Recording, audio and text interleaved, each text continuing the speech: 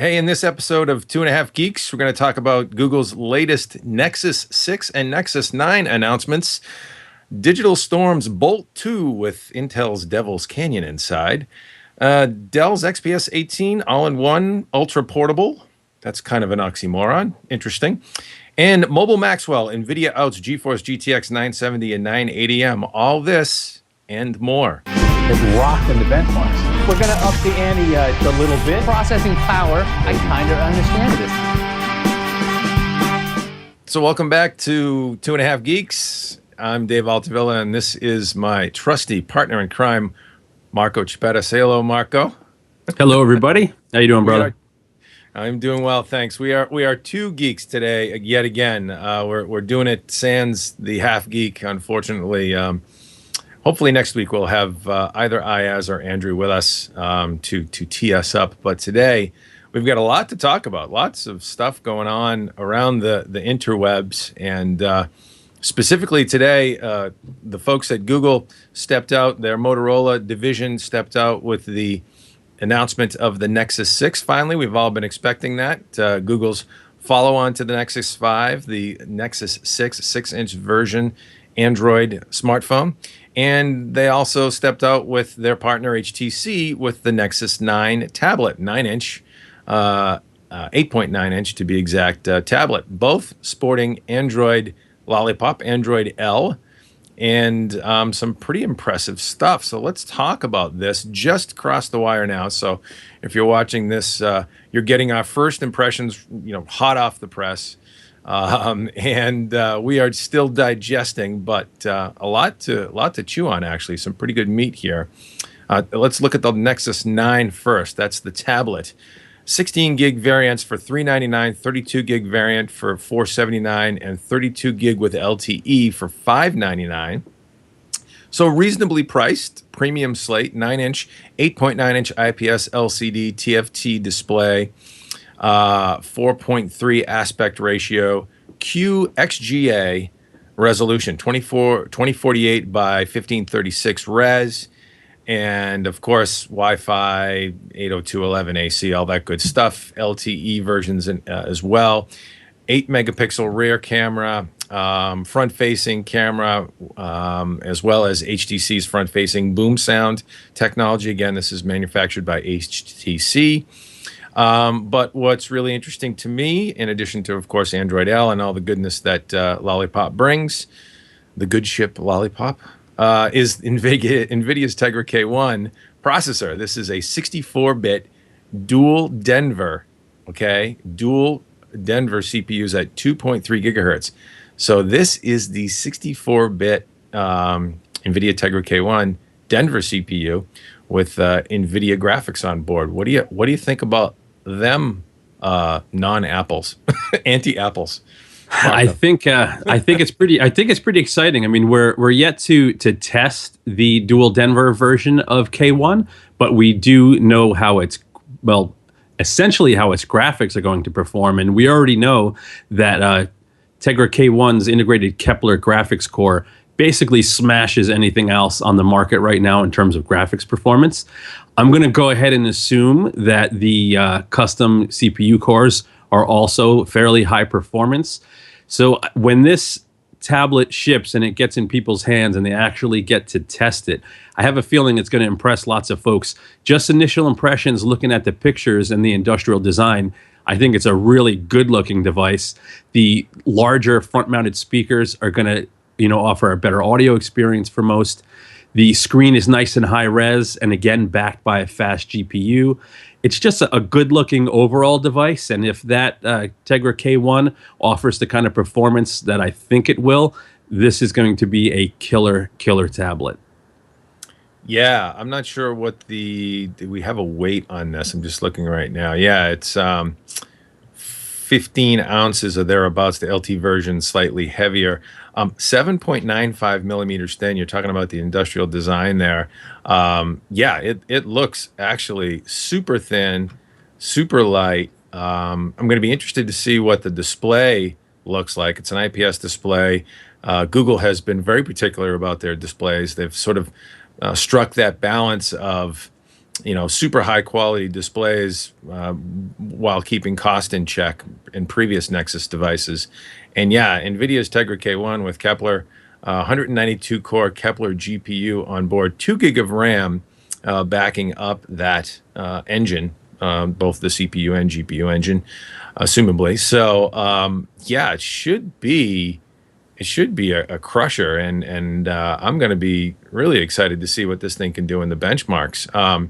You've got the Nvidia Shield tablet, which has Tegra K1, but not the 64-bit dual Denver variant, correct? Right. So it's the quad core or the quad plus 1 core version, and that tablet is the fastest tablet I've tested to date.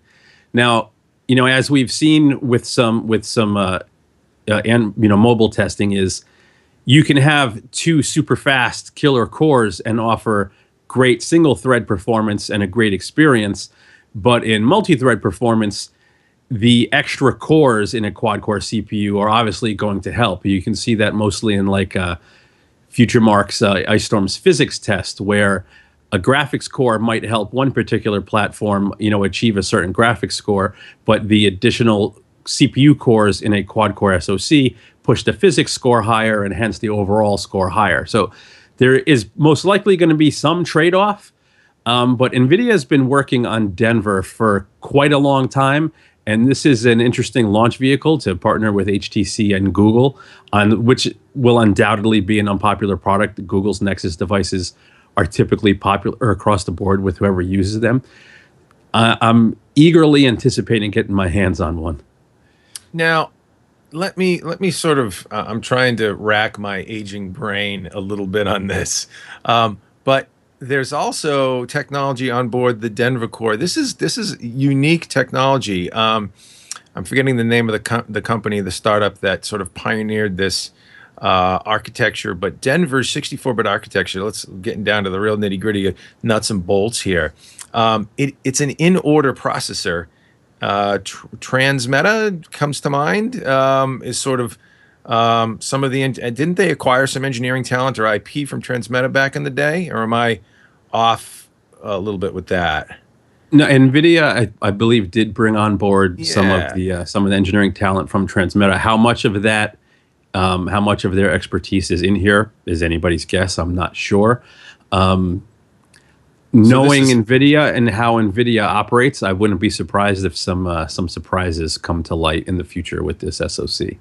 Yeah, so this is I believe an in-order architecture. I believe it has a caching algorithm technology on board that, and Joel Hruska wrote this up for us. We'll have to reference that in the show notes for readers to go check that out and digest it a little bit. It's certainly interesting to get your head around, but there's caching algorithm on board in this architecture, I believe, that allows them to cache the device. Once the device learns your typical usage model, your usage scenarios, it caches that, and it allows it to process things quicker.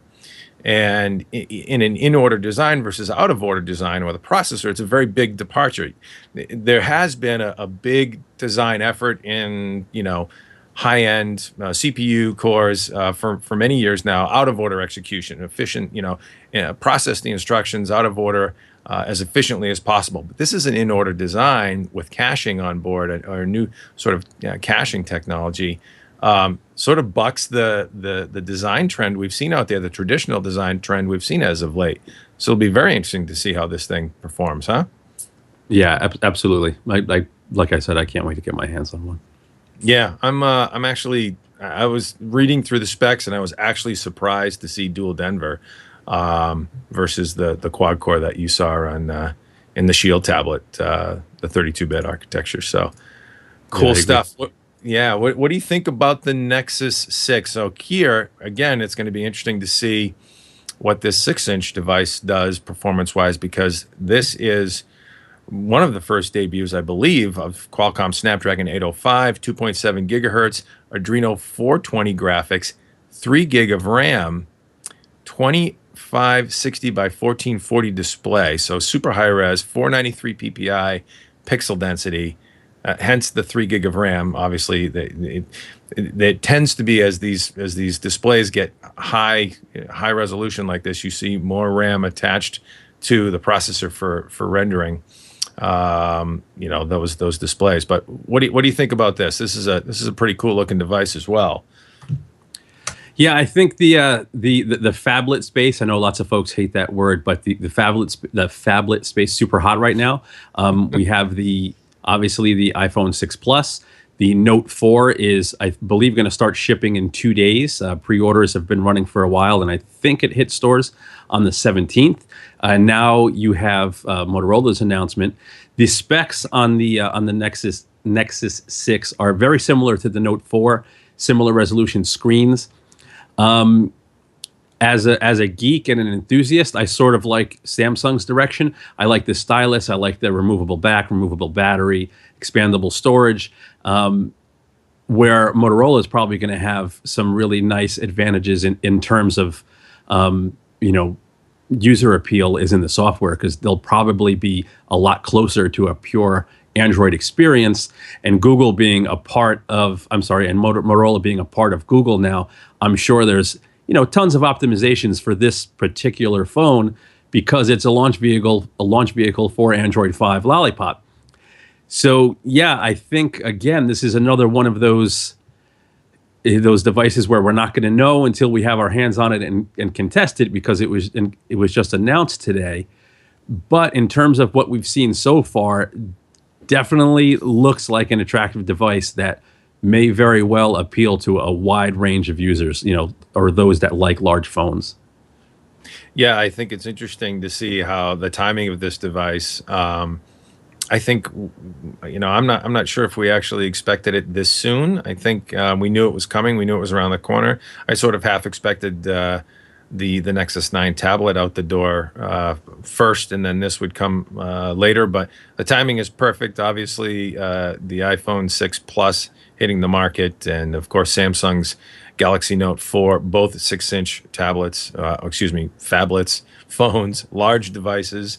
I'm real interested to look at the A-B-C comparison, if you will, of all 3 phones side by side to see which manufacturer makes the best use of that screen real estate and is able to get that footprint, the actual entire phone footprint, down to the smallest as possible and still get the same screen real estate in their 6-inch device. One of the things I took a look at when we reviewed the iPhone 6 was I compared it to the Galaxy S5. These were phones we had available currently. Nexus 6 and Note 4 haven't arrived in, obviously, to our labs yet. But these were phones that were available. So iPhone 6 Plus, versus Galaxy S5 versus LG's G3. And of the 3, certainly the 6 Plus, the iPhone 6 Plus was huge comparatively. And of course, the Galaxy S5, and actually even through Motorola's Moto X in the mix as well. Moto X is 5.2 inch. Galaxy S5 is really a 5.1 inch. And the LG G3, which was the most impressive to me in terms of getting that screen real estate into the smallest footprint, is a 5.5 inch device, very much like the iPhone 6 Plus. And comparatively, the LG G3 is actually barely bigger than a Galaxy S5. I'm going to be interested to see how this 6-inch device matches up versus the Note 4 and the iPhone 6 Plus in terms of that footprint. And then, the Snapdragon 805 on board. I've read some things about this. I mean, just looking at some of the data we've gotten on early data on Snapdragon 805, graphics, horsepower, and performance up to 20% lower power consumption at 40%, at least. So, Qualcomm's collateral says, anyways, up to 40% more performance and 20% lower power envelope. So, could very well be the smartphone SoC to beat, and it will be interesting to see how the 805 even compares to the dual Denver versus Nvidia Tegra K1, whether it be dual Denver or their quad core 32-bit variant, because the 805 should still be pretty potent as well, right? I would think so. You know, the 805 versus Tegra K1, the quad core that's in the, you know, in the Shield tablet, probably going to be fairly competitive. It's anyone's guess how the Denver variant's going to perform, and we'll know soon enough. You know, there's only so much tweaking to those ARM cores that these companies do. Lots of the difference come from memory speeds and caches and clocks.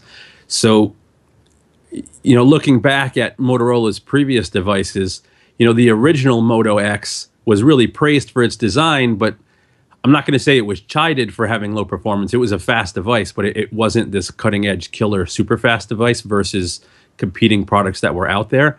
The Nexus 6 sort of changes that. This phone has basically everything you could ask for, right from the high res screen to the fast SoC, you know, to the real sleek industrial design.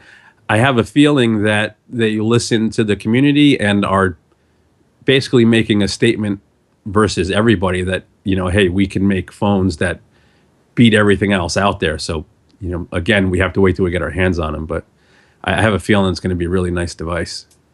Yeah, you know, what's interesting is that the second gen Moto X, the one for 2014 that just came out fairly recently, Snapdragon 801 on board, sort of a catch-up product to devices like the Samsung Galaxy S5.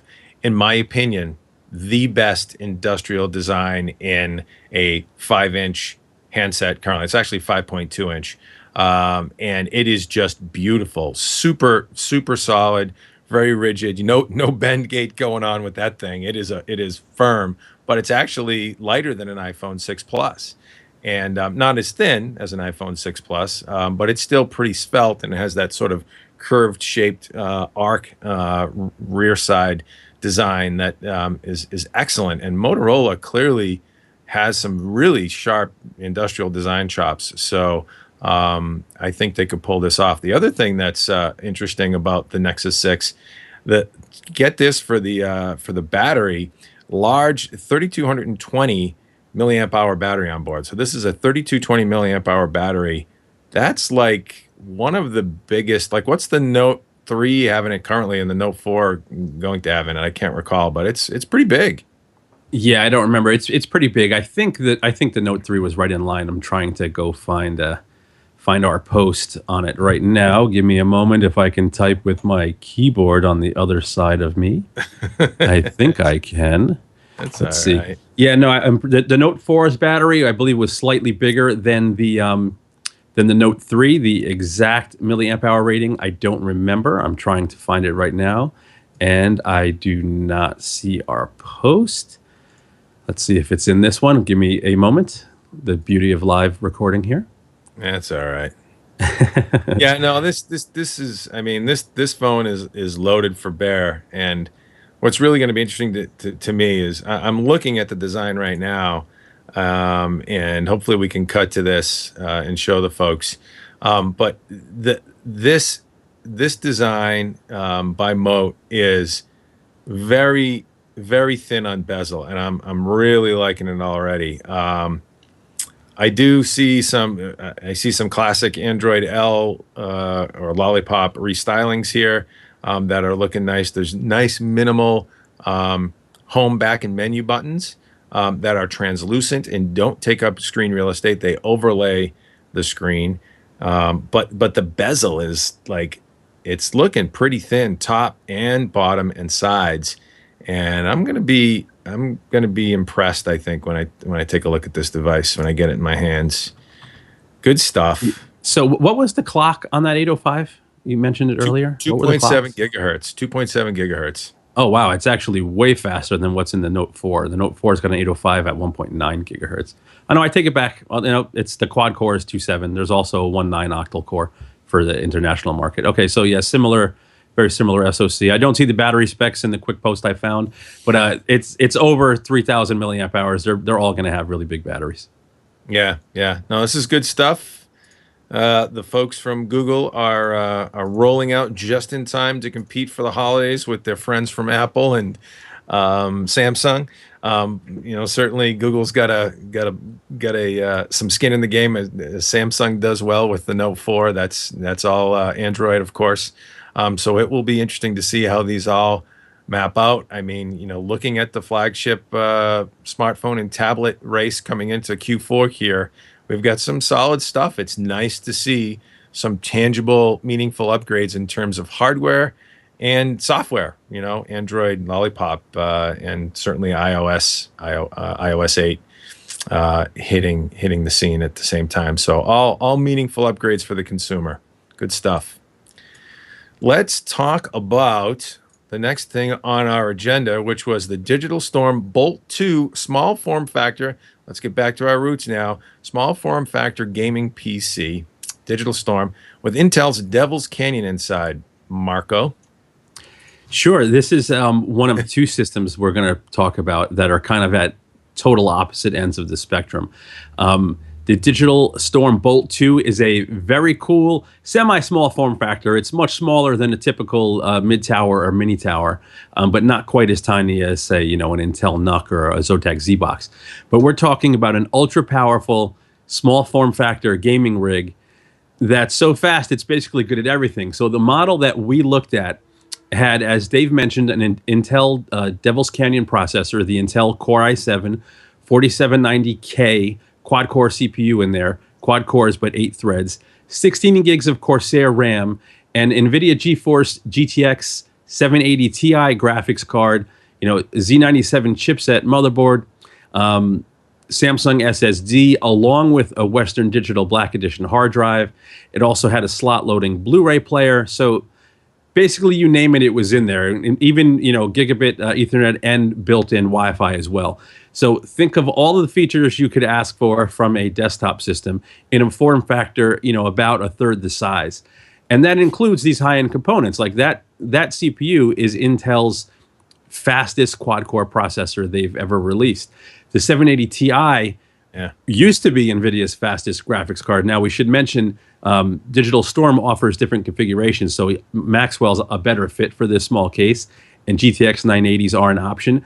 But in this small case, you had GTX 780 Ti in there, no problem.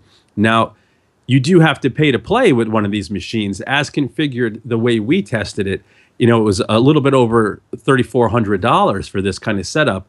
But you're talking about a machine that, literally no exaggeration, can do anything. You have enough memory for whatever apps you want to run. You have Intel's fastest quad core, super fast GPU, super fast solid state drive. So across the board in all of our tests, it was one of the higher performing single GPU based gaming systems we've tested, but also offered killer performance in system level tests like PC Mark. So overall, a really, really nice machine from Digital Storm here. Yeah, it's impressive to me to see what they've packed into this thing. It is actually 4.5 inches wide, right? 16 and a half 4.4. inches. Yeah, 4.4 wide, 16 and a half tall. It's not that big, and it weighs 30 to 40 pounds. Okay, depending on configuration. So yeah. I failed to mention there's also liquid cooling, a closed liquid cooling loop in here. So This is quite literally a top of the line enthusiast class PC. As Dave mentioned, in a box, 4.4 inches by 16.1 inches by 14 inches. So really not that big at all. Yeah, 240 millimeter radiator, liquid cooled CPU cooler, and it's pretty cool. It's amazing what sort of horsepower we're getting into these footprints these days. And if you are a gaming PC fanatic, this could very well be something that could go real nicely, not only in your office or your man den or your lady den if you're a lady gamer, but in the living room. And this thing is, it's also comes with a couple of different packages, right? There's actually a Steam or what they call big picture gaming package that they offer with this, which is configured with Steam big picture mode available for it, as well as a Microsoft wireless Xbox 360 wireless controller bundled in. So really sort of playing to the gaming enthusiast set. I'm just impressed at the design, what they're able to get into that thermally. I wonder if it's loud. Did we talk about how what the acoustics were like in this thing? I think we did. Yeah, Yeah. it wasn't very loud at all. The great thing about Devil's Canyon is, idle power is super low. I'm just jumping to the power consumption page to give people an example here. Oh yeah. So Look at that. when this machine is idling, even with all that high-end hardware, you're talking only 66 watts. So probably a fraction of the power of the light bulb above most of your heads. And under load, it was only pulling 233 watts. So with a big honking liquid cooler on an already efficient CPU, you're not going to get a lot of noise. With the GeForce 780 Ti, despite its high performance, is a really quiet graphics card. So it's not a silent PC. You can hear fans, but by no means loud. Just a slight hum from the fans, even under load. Really cool stuff. It's interesting to see how these guys, at Digital Storm, some of these boutique PC vendors are coming up with these smaller designs. You get certainly guys from Digital Storm, from Main Gear, from CyberPower. They all have these designs now. I'm trying to think what Main Gear's small form factor rig is, but It was the Rush, Main Gear Rush, if I'm remembering correctly. Yeah, the Rush. Yep. Everybody's sort of got one of these. I think Digital Storm has one of the better designs that I've seen. Really, really nice, compact, and well built. And I guess we recommended it, right? We gave it some high marks, all in all. Yeah, as is the case with all of these high-end gaming rigs, there is a premium for this type of build. If you were to buy the same parts, well, you couldn't buy the same case, but if you were to buy similar CPU, GPU, motherboard, what have you, it would be more affordable. So you're going to pay a premium for a boutique build like this. But if you're shopping in that market, this is an excellent choice. Yeah, and it actually starts, Bolt starts at a base system, more palatable base system of $1,725, as tested by our buddy Josh Gulick. It was $3,481, fully decked out. So just depends on how important performance is to you. And speaking of which, let's talk about mobile Maxwell and Nvidia's move to take the Maxwell architecture to notebooks. We actually did a little preview. Our buddy Joel Ruska took a look at Nvidia's announcement, the GeForce GTX 980M and the GeForce GTX 970M.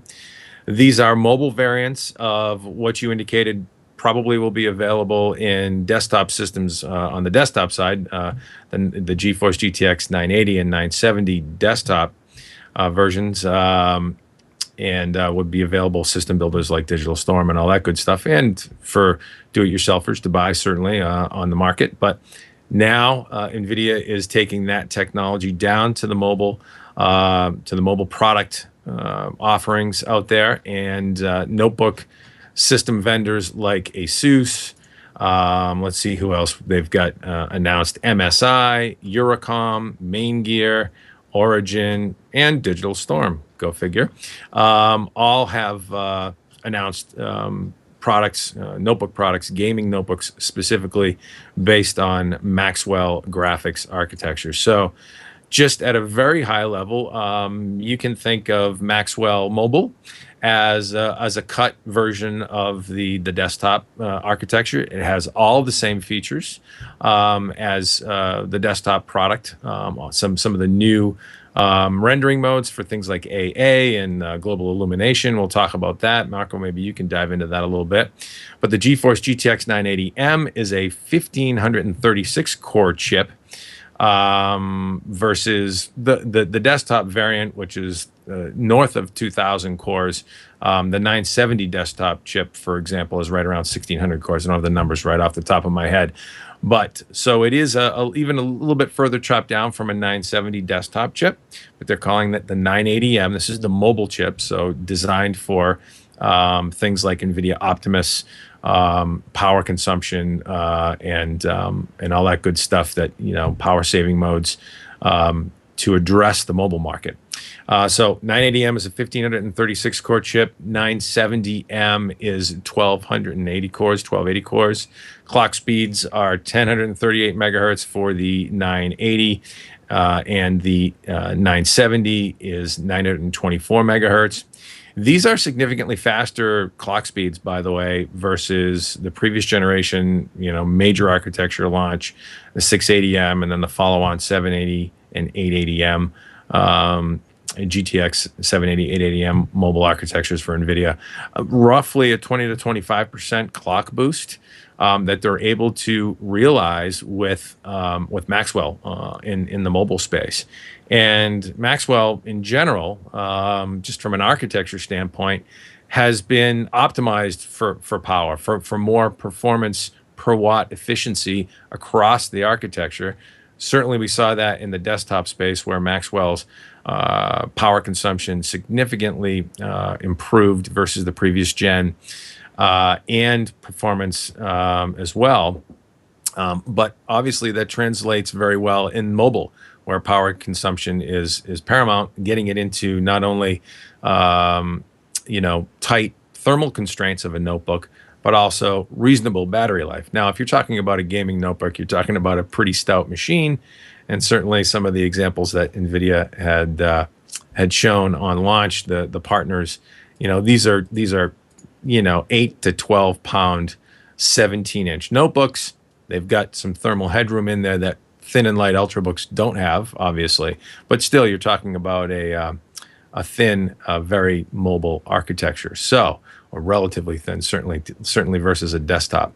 So, nice to see it. We are just now doing some testing in the lab. I've got let me see if I can reach off camera here and not break my arm in the process. This is actually the Asus G751, and this has a GTX 980M on board, and this is actually a very beautiful machine. I wish I had it lit up for you. Oh, there you go. It's a big, beautiful machine, and it is powered by that GeForce GTX 980M graphics chip, and we're testing it out now, and the benchmark numbers are looking impressive.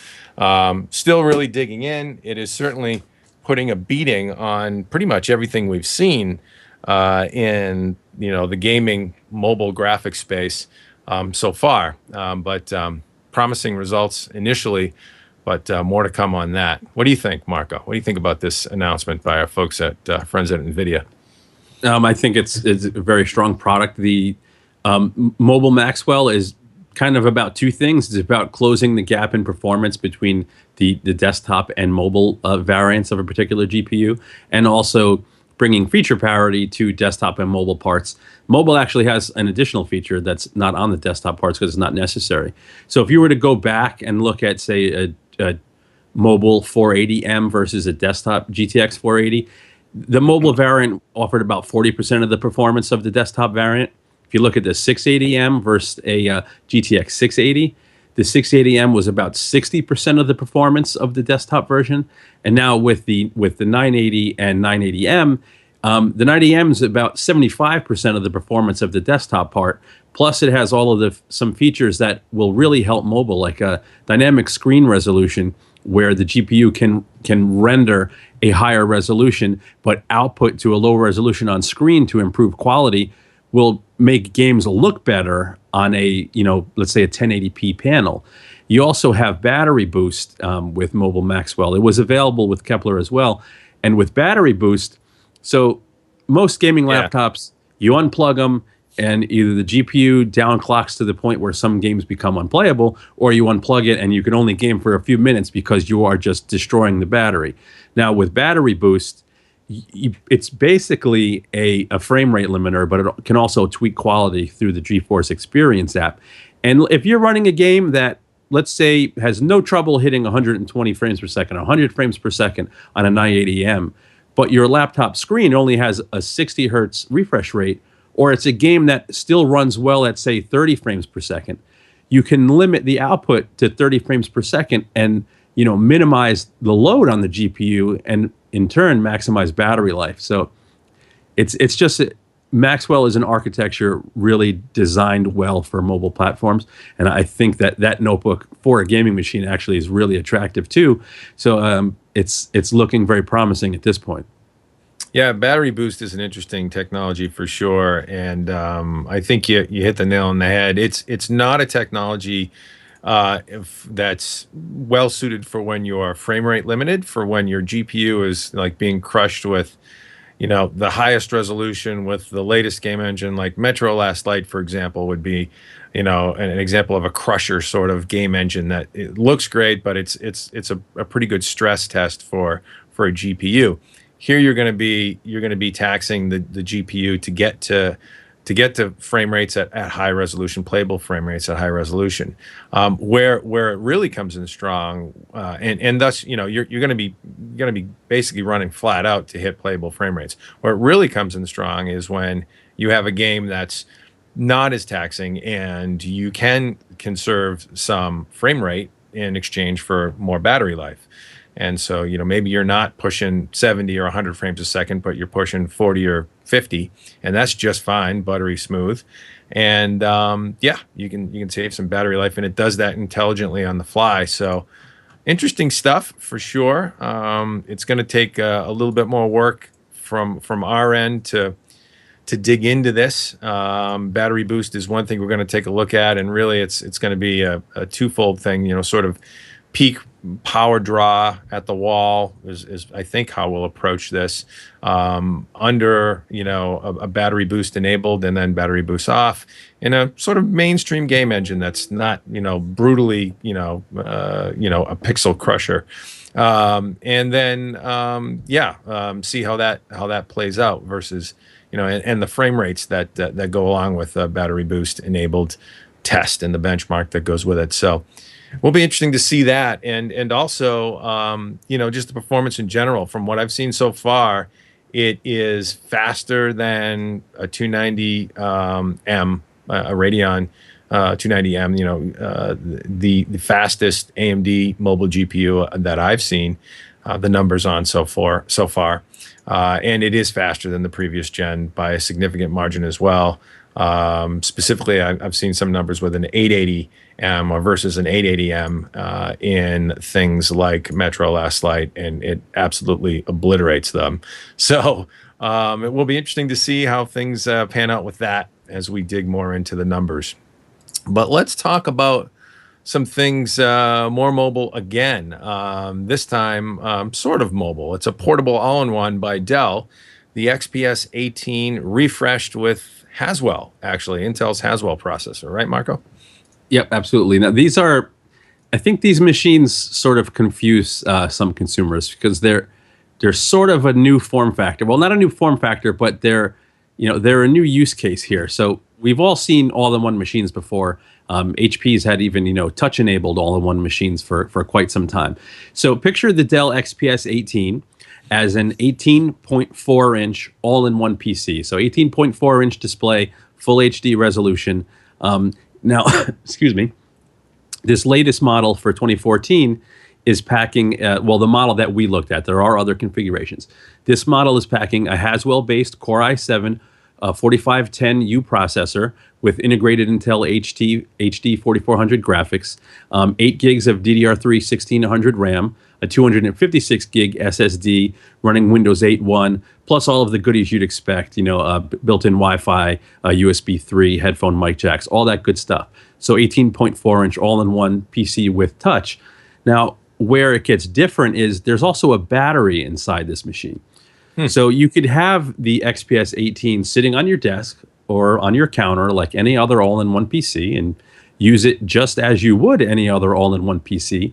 But you can also just go ahead and unplug it and take it wherever you want on battery power. So these are really handy machines. I don't have an XPS 18 here. I have a Sony Vaio machine that's a similar similar form factor. And I love it. It's kind of my spare PC in my office. I have it, off to the side if I'm remoting into something or what have you. And if the kids want to play on something, I can unplug it and go throw it on the ottoman, at their level, and let them go for a couple hours. So these are really, really cool form factor machines. Now, what's nice in particular about the XPS 18 are the updates Dell made to this device really help performance. So if you look at like PC Mark performance, that fast memory and SSD plus the Haswell processor pushed it to like second place in the all-in-ones that we've tested. So we're talking, a thin, light 18-inch all-in-one with really good, really good performance. Yeah, no, it's interesting to see it. Things are interesting for me today. I have to find another word than that. But yeah, I mean, this isn't an impressive product. What cracks me up about this thing is it's 18-inch display, right? Or 18 and a half inch, 18.4 to be exact. It's got a 256 gig SSD, an Intel Core i7 4510U. Now that is a Haswell mobile processor. Let's be clear about that. This isn't a full desktop chip. It's a notebook chip, but it's a high-end notebook chip, quad core, and Intel HD graphics, 8 gig of RAM, all this good stuff. And it weighs, and an 18-inch display, and it weighs 5 pounds. And so, yeah, you're getting the full notebook experience with an big, beautiful 18-inch display. And it's an all-in-one, so you can plop this sucker right in your kitchen counter, set it up. It's elegant, thin, and nice for placing in living areas. It doesn't have to sit at a desk per se, and so there's some usage models there that are typical of all-in-ones that you get that nicety, but then you also can just pop that sucker off the stand and away you go. It's a big family tablet sitting on your couch. Yeah, I think this type of form factor, again, I think consumers haven't fully wrapped their heads around it. And this is the type of machine that could sort of, I'm not going to say is going to spark, a PC revolution and, cause an uptick in PC sales. But I think people who are kind of on the fence about upgrading, when they see the kind of other use cases that this type of machine offers, will give it serious consideration. Now picture this, you have your full desktop PC there, using it just as you would any other PC. And yes, we've already mentioned you can take it to another spot on battery power and use it, but it's so thin and has multi-touch, you can also, let's say, lay it down completely flat and have people playing games on either side. Like I've had my 2 kids doing puzzles with each of them standing on different sides, and one's grabbing one piece, one's grabbing another piece. There's also like basic air hockey games like that. It sort of enables new use cases that no other PC or laptop can do. Tablets can do lots of this, but tablets are typically tiny.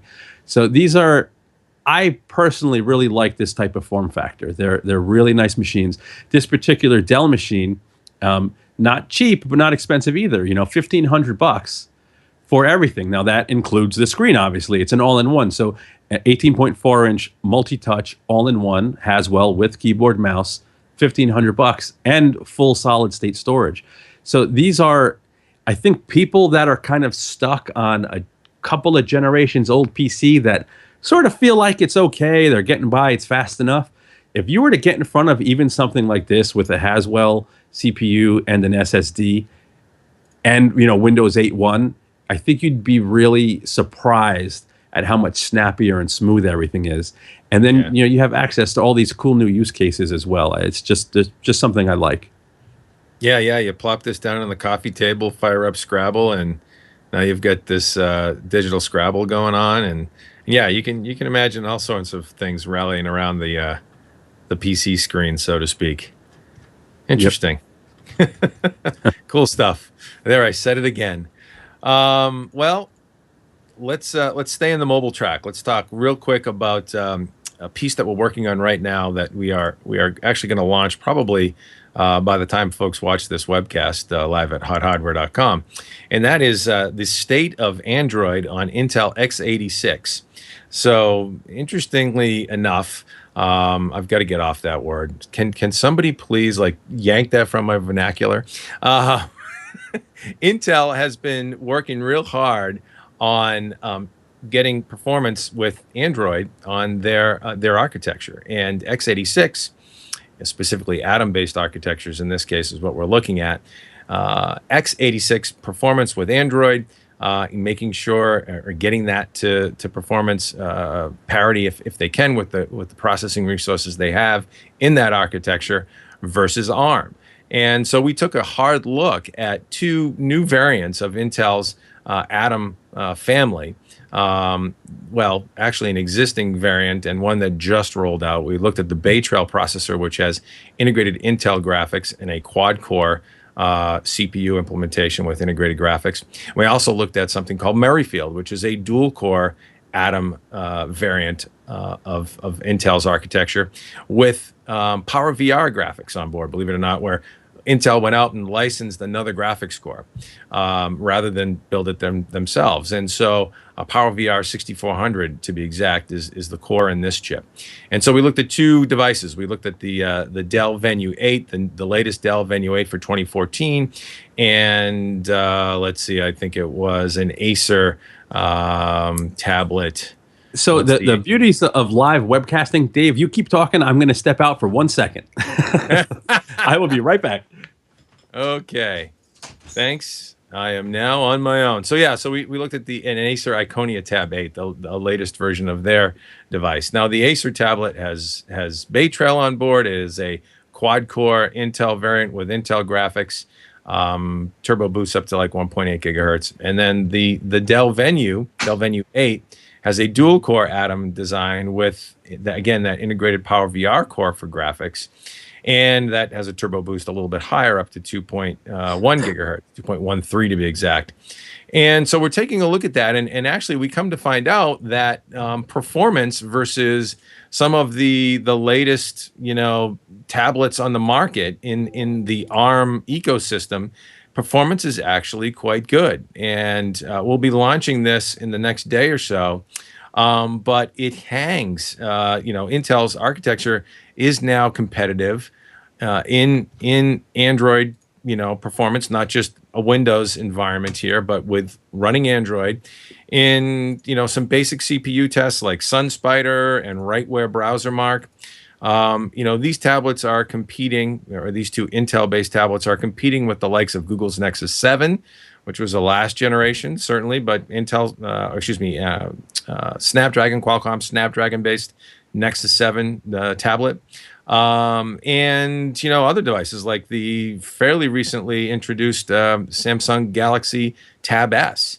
So that's on the CPU side. On the GPU side, actually, Intel's integrated graphics with Bay Trail, not quite as strong as the Power VR core that's in the Merrifield version and that Dell tablet that we tested, the Dell Venue 8.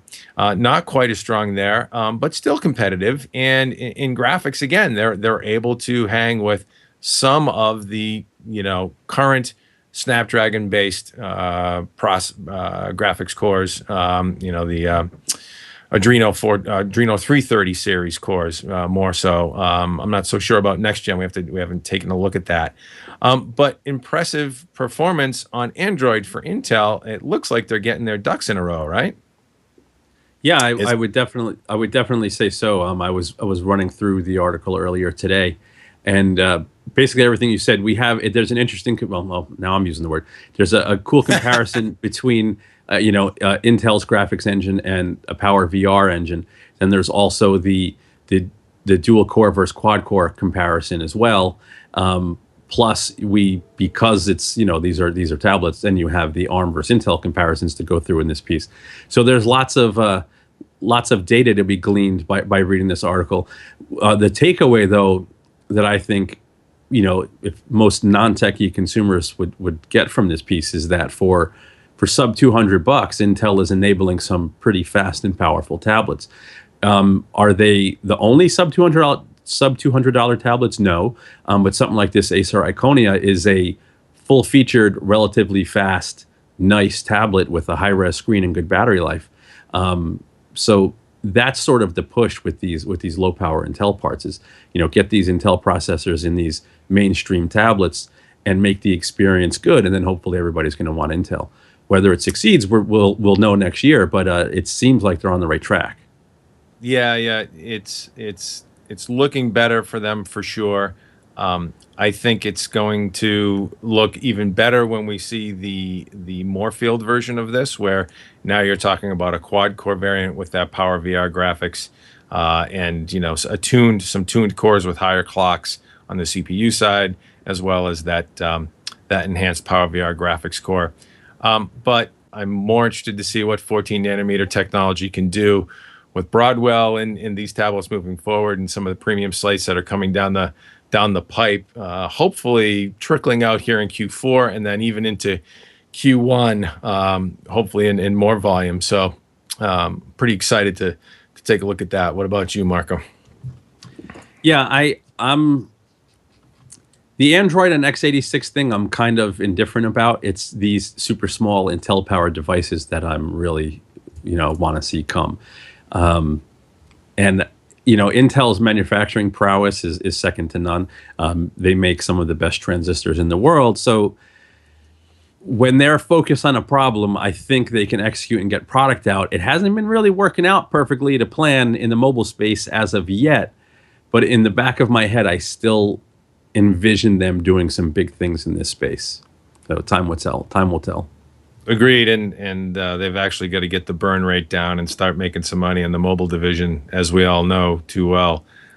So I think it's do or die pretty soon for Intel. They can't keep throwing money at this thing, and if I was a betting man, I'd bet on that horse, because they can innovate and engineer with the best of them. Obviously, they are a manufacturing juggernaut. Yep. All right, so we'll just wrap this up with a little bit of a tease of our next sweepstakes, our next giveaway. Marco, you just got through building a killer gaming rig for a lucky winner for last month's giveaway, right? Yeah, so I mentioned it during the last podcast that I was building the previous summer system, the summer gaming system that we gave away. And that video is up on the site and in our YouTube channel. So if you want to see a really immaculate, clean, beautiful, high-end gaming rig, powered by Intel, EVGA, Kingston, and Thermaltake parts, go check out that video. The machine came out really nice. But we've also officially launched our next giveaway. And as Dave teased last time, originally this was going to be 2 AMD FX 9590 8-core processors, but we have gotten a motherboard vendor on board. So Gigabyte has graciously offered up a pair of their 990 FX-based motherboards to go along with these processors. So now we have a really nice foundation for a top-of-the-line AMD rig to give away, and we have 2 full kits. So AMD FX 9590 liquid-cooled editions with the included liquid coolers, and Gigabyte 990 FX motherboards, and we're giving away 2 full kits. And to get them, all you have to do is come by the site, like our Facebook page, like a couple other Facebook pages, and literally just participate. And some quality participation. We are not going to, let a spammer wins that has 1,000 comments that just say "yay, cool" or one-line crap. But if you genuinely join our community and have some fun with our other members and contribute to the conversations, you have a chance to win one of these. It's that simple. So there you go. No one-line crap. Damn it. Exactly. But good stuff. Yes. Yeah, and if you would, subscribe to us here if you're watching us on YouTube. It's youtube.com/HotHardwareVids. And you can follow us, twitter.com/HotHardware or facebook.com/HotHardware if you like to be, have our stuff in your Facebook. We can do that. So, but thanks for joining us. Next week, we hope to have a half geek with us so that we can be officially 2.5 geeks. You were about to say something, weren't you, Marco? No, I'm happy we made it through this one in one piece. I'm surprised at how many things sort of fell apart throughout the stream here, but we pulled it off. We prevailed. Sorry for the bumps and bruises along the way, but we'll lick our wounds this week and be back next week. Thanks for stopping by.